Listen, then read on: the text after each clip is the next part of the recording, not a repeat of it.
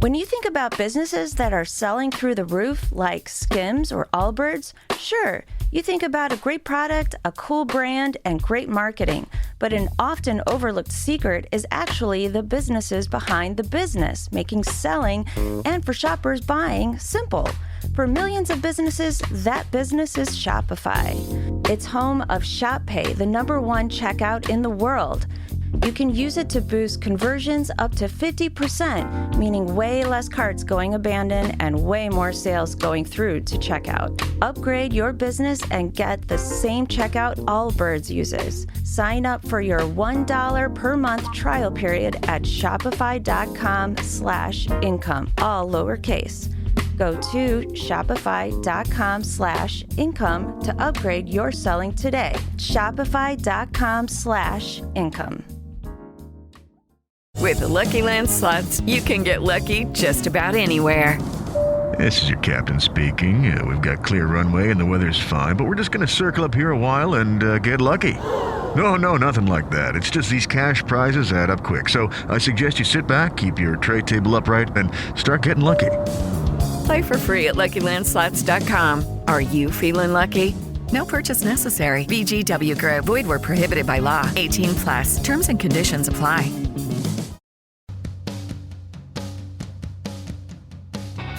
Welcome to Having It All. My name is Matthew Bivens, and each week I bring you conversations and insights that explore the question, what does having it all mean to you? My goal is to leave you with stories you can relate to and messages you can take action on so that you can create an abundant, loving life. I am so excited that you're here to hang out with me today. Now, let's jump right into this episode. When was the last time that you sat down and really thought about how influential you are? So I had a meeting earlier this morning with a few business friends of mine, and after the chit-chat and all the pleasantries, we got into talking about influence. One of the people at the table told his story of his ability to influence other people in his network and his community to really rally behind him when he was dealing with a challenging circumstance. And I want to kick off this podcast episode by retelling that story because it's an amazing example of influence even in a disempowering situation or circumstance. So a few years ago, my buddy got himself arrested. I don't know the exact details behind the arrest, but I do believe it had to do with immigration. But that's not the point. The point is that he found himself in jail with very few resources and was really just looking at the situation where he was going to sit there and hang out in jail until he was able to get in front of a judge. So, he went through the whole booking process. He was given his jail uniform, the mugshot, all that. He was assigned a cell, and he became resolved that he was going to be there for a long time. And he was at peace with that. He knew that, like I said, he had few resources that he could think of off the top of his head to help him get out of this situation. And his physical options were very limited. He couldn't go anywhere. So he just became at peace with being in jail. Now, little did he know that on the outside, once people heard that he was in jail, people got to work. All of this activity started. So his wife called one person who got in contact with somebody else who called a group of people, and eventually they were able to get a lawyer in to come in and help him out, and the lawyer was able to negotiate with the jail on his bail, and all of these people were called to action to help out my friend. And meanwhile, he's sitting in his jail cell, eating bread sandwiches and journaling. He shared with us that he spent a good amount of his time just journaling and writing down his thoughts and his feelings. And, he's doing all of that inside jail, just kind of being peaceful and journaling, having no idea that these activities and these actions were going on the outside, all on his behalf. He was completely unaware of his influence on other people. Now, he ended up being bailed out of jail. What was really interesting about the bail aspect of this story is that the lawyer was able to negotiate the bail down from $10,000 down to $5,000 with the stipulation that the $5,000 had to be turned over by a certain date. So my friend's wife and his network got to work, and they scraped together the $5,000. And when they went to hand it over, they were just past the deadline. So the jail said, sorry, it's back up to the $10,000 mark. So they were able to get together the 5, but the number jumped back up to 10. Yet they were still able to scrape together another $5,000 to put towards my buddy's jail. He was able to manifest $10,000 to get his butt out of jail without even knowing it. That just speaks to the level of influence that he had on other people, again, with zero awareness. He was able to rally dozens of people to his aid. Some of those folks, he said that he did not have an active or significant relationship with at all. People came out of the woodwork to help him, people he hadn't spoken to in years, and folks that he just thought were random acquaintances. They were able to, he was able to get them just purely by who he was being as a person. He was able to get them to come to help him out, make phone calls, enroll other people, pool together funds, and all of this was happening unintentionally and without conscious awareness. So my friend is telling us this story during our meeting, and as he's telling it, he really had this moment of realization, and I'm going to paraphrase what he said. Basically, he said, if I was able to create all of that without awareness and intention, then imagine what I can create when I'm fully aware of my power, fully intentional, clear on what the end goal is, and I'm free. So that's the question I'm posing to you today. The question is, how aware are you of your influence? And when I say influence, I'm talking about 3 types of influence. I'm referring to your ability to influence yourself, your ability to influence other people, and your ability to influence life. So I bet that you can think of a story when you influenced people without even knowing it.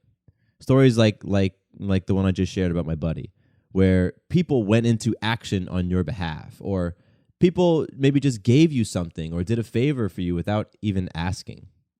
Big or small, these are all examples of your influence, and I believe that's something that is worth thinking on and being very, very intentional about. Now, the reason why it's important to think about your influence, obviously it's highlighted in the example with my buddy and his story where, if you're able to do that, if you're able to create that sort of response from people without even knowing it, then imagine what you can do when you are aware and when you are intentional. But another important reason to be thinking about the influence that you have on yourself, others in life, is that when it comes to other people, we all have what are called watchers. A watcher is somebody who's simply paying attention to what you are doing and who you are being and silently observing. These folks can be your family members, your friends, your coworkers. They can be people that you run into every time you go to the gas station, if you go to the same gas station over and over. Maybe it's the attendant behind the counter. There are people who are watching you. And there's something about you that these people are paying attention to and that these folks are gravitating towards. And we all have watchers. Every single one of us have watchers. And what's key about the concept of watchers is that we have influence on those watchers. They're watching us for a reason. So back to my buddy's story. Those folks who came to his aid when he needed them, they were all watchers of some sort. His wife was obviously a watcher. She's right there next to him, all the time, and she's seeing who he is being, and she's influenced by who he is and his character. But those folks who came out of the woodwork, the people that he hadn't spoken to in years, they were watching him on some level. Maybe it was through social media. Maybe they were seeing his social media posts. Maybe it was just as simple as, they're scrolling through their phone and they see his name and it just conjures up feelings of how he made them feel at one point in time. The point is that those folks were watchers. And when he needed them, his influence over them inspired those people to take action. And that's what we can do with watchers. We can inspire them by who we are being. Now, you can inspire people to do powerful healthy, uplifting things, and you can also inspire people to do the opposite. So if we go back to the question that I posed at the very, very beginning of this conversation, when was the last time you thought about how influential you are? One of the reasons why this is important is because you are influencing your watchers. But the question is, what are you influencing them to do? How are you influencing them to behave? What are you influencing them to think? Because those folks are watching you. They're watching the choices that you make. And I believe that your choices become your habits, and your habits become your character. That's something that I have pulled from one of the books that I reference frequently in this podcast, and that's 7 Habits of Highly Effective People by Stephen Covey. So these folks are watching your character. They're watching the person that you are, the person that you are being, and they're influenced by that.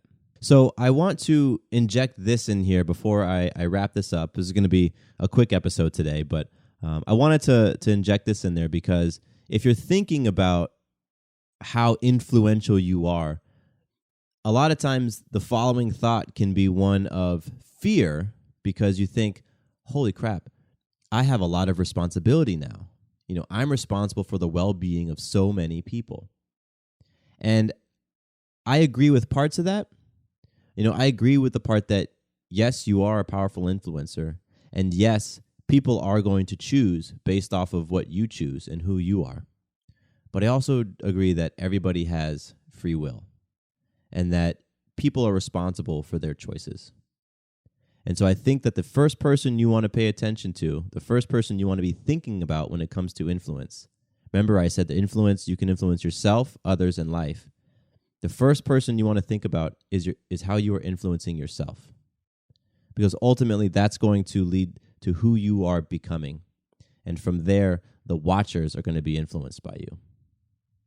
So I want to end with this episode with a quote from Scott Adams. Scott Adams was the guy who created the Dilbert comic strip. So if you're familiar with Dilbert and those comics, it's a comic strip of a guy who's hanging out in an office, kind of like the movie Office Space a little bit. But anyway, the quote from Scott Adams is, "You don't have to be a person of influence, quote unquote, to be influential.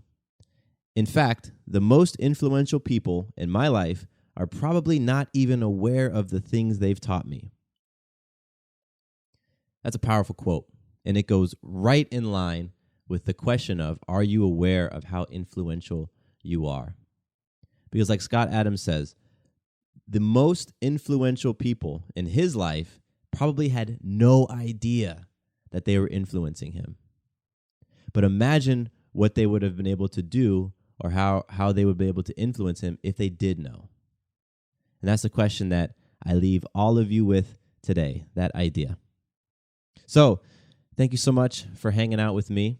I mentioned the concept of watcher, and there's a really cool Google Plus community that I'm a part of where you can watch me. You can see me and some of the different ways that I influence myself, other people in life. And it's a cool way for you to see examples, real life examples of influence, especially with people who are being very, very intentional about their influence. And I encourage you to check it out. It's just a Google Plus community. It's called YDBG Magical Moments. Again, that's YDBG Magical Moments, and it's a Google Plus community. I'm going to put a link to that in the show notes, and basically check it out. There's a bunch of videos, and it's just people talking about their ability to influence themselves, others, and life. And who knows, you might be inspired to think about your influence and to be more influential, be more cognizant of your influence after watching some of those videos. Finally, if you've enjoyed this podcast, if you've gotten something out of it, if you think it's of value, then I would love for you to leave me a review on iTunes. So again, at the bottom of this episode page, you will see a button to leave an iTunes review. And if you've gotten something of value, the way you can pay it forward is to just leave me a review and let me know what you thought. And with that, my name is Matthew Bivens, and here's to you having it all. 2 quick things before you leave. First, Did you know that the Having It All podcast is a part of the Fireside Network? Yep, we are one of the esteemed shows that calls Fireside Network home. That means if you ever want to listen to a show outside of iTunes or Stitcher or whatever your favorite podcasting app is, all you need to do is visit firesidenetwork.com and under shows, select Having It All. From there, you can access all the episodes, see the show notes, learn about my guests, and more. Second, I am very excited to announce that my brand new website is live. Visit MatthewBivens.com and you can learn more about me, get plugged into an accountability group, and pick up some free content like the Abundance Benchmark. I am all about helping you not only identify what your ideal life looks like, but also helping you on your journey towards it. I want you to experience more abundance and love in your life. So, again, you can find out more information about all of that great stuff at MatthewBivens.com. Thank you once more for listening to the show, and here is to you having it all.